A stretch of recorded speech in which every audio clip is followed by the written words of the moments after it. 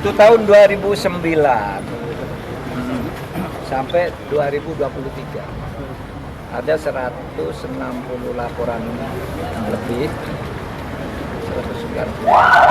taruhlah 160 laporan sejak itu tidak ada kemajuan informasinya.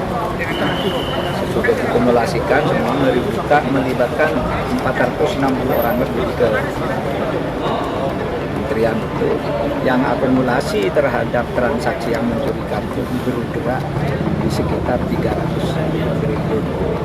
Tapi sejak tahun 2009 karena laporan tidak diupdate, tidak diberi informasi resmi.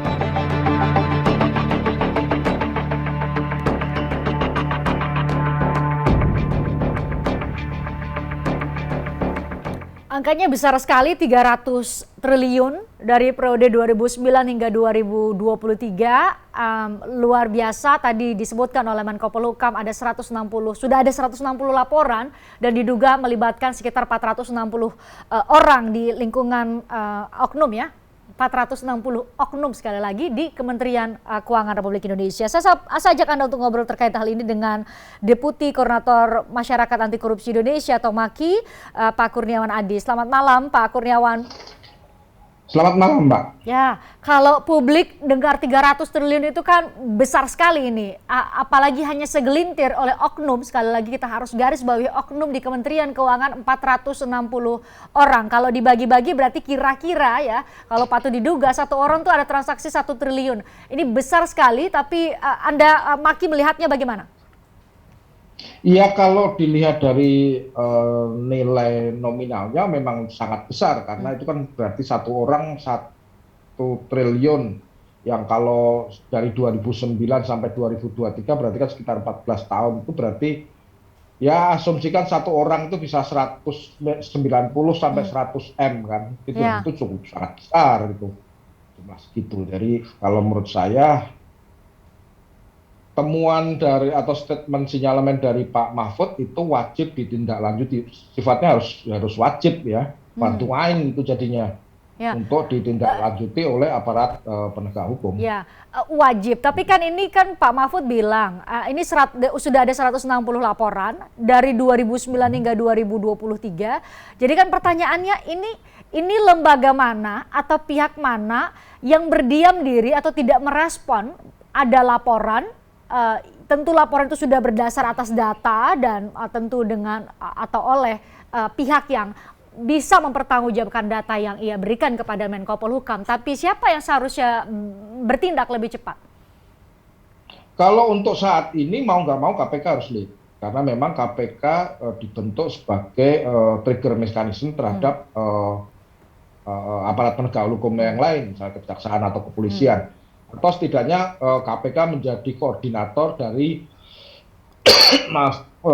penegak hukum lain, entah itu kejaksaan atau kepolisian maupun PPATK segala macam. Nah, itu bisa berkumpul di KPK untuk melakukan penyelidikan. Ini apa ini? Ada satu kasus, kalau kita masih ingat penyelundupan Harley di Garuda waktu itu. Ya.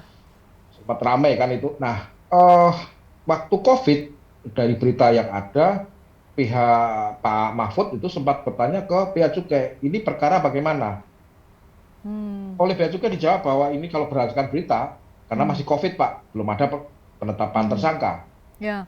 Kemudian pihak kami itu mengajukan pra-peradilan. Begitu dapat panggilan dari pengadilan untuk sidang pra-peradilan, orang ini langsung ditetapkan sebagai tersangka. Padahal artinya menunggu sekitar 1 tahun untuk bisa menetapkan tersangka. Padahal udah jelas padahal. Nah, sama juga dengan kasus ini, kalau menurut saya, menurut kami memang ya mau nggak mau penegak hukum harus bergerak lebih cepat. Ya. Mau tidak mau, dan itu tidak bisa dilakukan oleh Inspektorat Kementerian Keuangan. Jadinya seperti jeruk makan jeruk kan. Oke, berarti maksud Anda adalah karena ini sudah dalam bentuk temuan, tidak lagi bisa kita berharap kepada mekanisme internal, dalam hal ini ada Inspektorat Jenderal di setiap kementerian. Berarti ini Inspektorat Jenderal Kementerian Keuangan sudah harus memang diambil alih oleh KPK. KPK yang harus bergerak cepat, maksud Anda? KPK yang harus bergerak cepat. Jadi ya kalau memang KPK nggak mampu ya Kejaksaan Agung lah. Jadi harus fair aja. Kalau misalkan KPK mau main mata juga ya udah.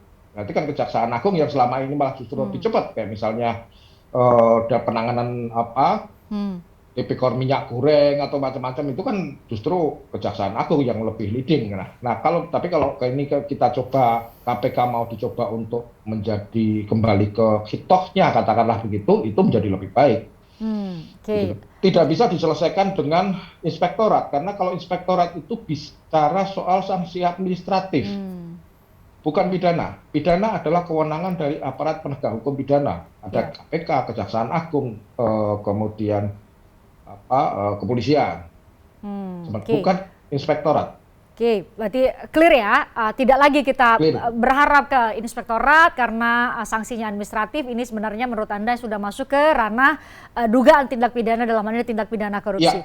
Tapi kita coba lihat tadi data yang disampaikan oleh Menko Polhukam bahwa ini dari kurun waktu 2009 hingga 2023 tadi Anda sebutkan waktunya rentang waktunya 14 tahun. Bagaimana kita memintai pertanggungjawaban oknum ratusan orang, 460 orang ini dalam kurun waktu 14 tahun, bisa saja dia sudah dimutasi atau sudah dipromosi naik jabatan. Apakah masih mungkin secara hukum dimintai pertanggungjawaban pun dia bahasa hukumnya tempusnya atau masa ia melakukan tindak pidananya, dalam ini tindak pidana korupsi atau tindak pidana pencucian uang itu sudah lewat 14 tahun lalu, Pak Kurniawan? Tipikor itu tidak mengenal daluarsa. Ada beberapa putusan pengadilan terkait ini. Tipikor itu tidak mengenal daluarsa, walaupun tidak seperti pengadilan HAM, di mana dia bisa jauh sebelum undang-undang itu ada. Nah, asas non retroaktif kan. Nah, itu di pengadilan HAM. Tetapi tipikor itu tidak mengenal daluarsa, dan itu ada putusan pengadilan terkait dengan hal tersebut. Jadi, misalnya BLBI misalnya itu kan nggak ada masalah dengan itu. Daluarsa ya bahasa hukumnya ya, artinya sudah lampau waktu. Ya. Jadi saya mau buat lebih sederhana lagi supaya pemirsa bisa menerima. Jadi kan sekarang tadi saya katakan konteksnya karena sudah 14 tahun lalu, ada dalam kurun waktu 14 tahun lalu kejadiannya, jadi bisa jadi yang dulunya masih staff sudah jadi level kalau di swasta manajer mungkin kepala biro atau direktur begitu ya. Kalau menurut Maki itu masih bisa dimintai pertanggungjawaban. Masih sangat bisa. Pidananya. Bahkan kalau kita menghitung dari daluarsa di dalam KUHP misalnya, itu tetap masuk. Jadi tidak masuk dalam kategori daluarsa. Kalau misalkan ini dalam kurun waktu 14 tahun, jadi, itu masih bisa. Nggak ada masalah dengan itu. Nah, jadi kalau untuk money aja. Jadi Pak Kurniawan mau bilang bahwa saat ini mau level apapun dia tetap masih bisa. Siapapun Anda yang masuk 460, oknum 460 orang di lingkungan Kementerian Keuangan itu masih bisa dimintai pertanggungjawaban. Tapi Pak Kurniawan terbayang kompleksitas proses yang harus dilakukan oleh kalau bebannya satu-satunya menurut Anda adalah di KPK dan kalau mau berkoordinasi ke APH yang lain. Tetapi ini menjadi sebuah momentum Pak Kurniawan, 300 triliun harus dibedah satu-satu, ini siapa yang bertanggung jawab dari 460 orang ini beban kerjanya berat sekali. Tetapi bagaimana kemudian kita harus, kalau kita menganalogikan ini sebagai sebuah benang kusut, bagaimana mengurainya menurut Maki? Ya, yang pertama yang jelas gini, ya kewenangan KPK itu sangat besar. Sehingga kemudian dia bisa katakanlah meminta informasi PPATK misalnya si A ini aliran uangnya berapa. Kan ada 100, Pak Mahfud sudah bilang 160 laporan. Tinggal dilacak aja dari 160 laporan itu. Itu aja dulu. Misalkan ambil yang paling besar, yang transfernya sampai katakanlah 1 triliun atau 2 triliun misalnya dalam kurun waktu itu. Nah, itu tinggal dilacak rekeningnya siapa segala macam. Orangnya masih ada atau enggak. Kalau orangnya sudah meninggal memang tidak bisa dipidana, tetapi hartanya bisa disita. Kan begitu. Nah, itu yang kemudian bisa, kalau memang itu indikasi korupsi, ya tinggal diperiksa saja. Itu aja. Ini kalau dengar penjelasannya Pak Kurniawan ini tampaknya sangat ringan nih, sangat sederhana. Tapi kan tadi saya katakan bahwa prosesnya misalnya saat ini konteks kami coba supaya kita mudah ya. Konteksnya misalnya kasus Rafael Alun. Ini kan butuh tracing ya, butuh penelusuran oleh penyelidik dan penyidik KPK sendiri untuk tahu oh ini pencucian uang, oh ini gratifikasi, oh ini suap. Itu kan tidak sesederhana itu Pak Kurniawan. Oh iya, kalau soal pemenuhan pasal, unsur pasal memang tidak sesemudah itu. Cuma kan gini, yang pertama harus dilakukan, harus dipahami bersama bahwa ini masih tahap penyelidikan. Bisa jadi transfer itu adalah transfer yang legal, bisa saja. Tidak harus kemudian misalkan seorang mentransfer sampai katakanlah 1 triliun misalkan, itu pasti pencucian uang, belum tentu. Makanya kemudian kita bicara ini masih tahap penyelidikan. Nah, pembuktiannya kalau kita bicara soal pencucian uang itu adalah bisa menggunakan pembuktian terbalik. Ya. Misalkan dia transfer 1 triliun, sementara gajinya katakanlah ini mentok-mentok hanya di 50 miliar misalnya. Pertanyaannya 950 miliar ini duit benar atau duit kotor? Ya. Kan dia harus pejabat kan harus membuktikan bahwa itu adalah duit benar, duit bersih. Ya. Pak Kurniawan, Maki sendiri menduga 300 triliun itu dari kurun waktu 2009 hingga 2023 itu untuk apa? Untuk kepentingan apa? Misalnya pengemplangan pajak atau patut diduga ada tujuan atau kepentingan lain. Apakah Maki punya data? Punya data pembanding? Data detail kita belum punya, tetapi berdasarkan informasi masyarakat itu ada beberapa misalnya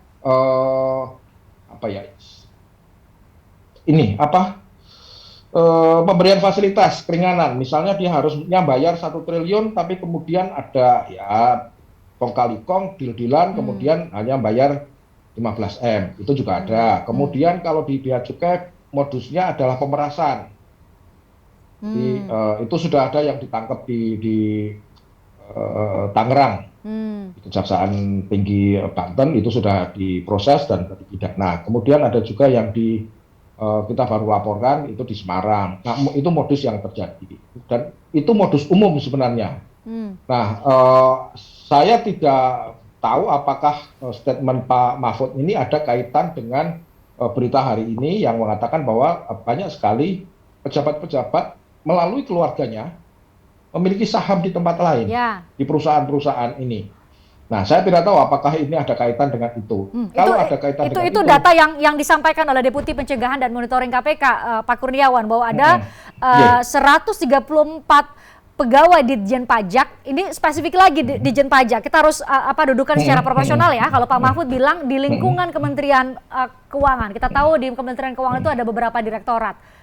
Direktorat Jenderal maksud saya. Kalau dari Deputi Pencegahan dan Monitoring KPK kan spesifik menyebut itu 134 pejabat atau ya betul pegawai di Direktorat Jenderal Pajak Kementerian Keuangan itu memiliki saham atau terafiliasi dengan 286 atau 284 perusahaan. Begitu Pak Kurniawan. Kita juga harus menyampaikan data yang tepat untuk pemirsa ya. Ya, memang kalau statement dari KPK seperti itu, nggak ada masalah dengan itu. Tetapi juga ada informasi dari masyarakat bahwa yang memiliki saham di perusahaan-perusahaan itu tidak hanya dari pejabat di DJP, ada juga dari yang lain. Itu informasi masyarakat seperti itu. Jadi ya kita mendudukkan, makanya kalau menurut saya yang bisa dilakukan oleh KPK adalah melakukan penyelidikan harta kekayaan pejabat negara ini seperti apa. Apakah dia didapat dari hasil yang bersih atau ada indikasi penyuapan melalui keluarga. Misalnya, saya pejabat negara. Kekayaan saya seharusnya katakanlah let's say laporan 10 miliar misalnya. Nah, ada perusahaan atau pihak swasta katakanlah begitu untuk mendapatkan fasilitas dengan tanda tangan saya. Maka istri saya diberi saham di perusahaan itu. Oh, itu bisa jadi modusnya juga ya? Bisa jadi, bisa. Okay. Entah itu bentuknya pajak, entah itu fasilitas katakanlah bea masuk di kepabeanan, macam-macam. Nah, soal seperti itu kan mungkin aja. Atau untuk mendapatkan barang lelang misalnya. Ya. Ini kalau harus didaftar ya, harus di list ini modus-modusnya, modus operandinya nih banyak sekali, tapi pada intinya adalah hari-hari ini bahkan Deputi Pencegahan dan Monitoring KPK mengucapkan terima kasih kepada netizen dan juga mungkin pemirsa yang nonton kita malam ini, Pak Kurniawan, adalah keaktifan dari seluruh warga net untuk membuka dan menyampaikan informasi awal bahwa ada oknum-oknum pejabat yang memiliki harta yang diduga di luar dari kewajaran dibanding dengan gaji atau pendapatan dia. Tapi ini menjadi bagian dari gerakan kita bersama, itu yang kita harapkan. Pak Kurniawan, saya ucapkan terima kasih ya.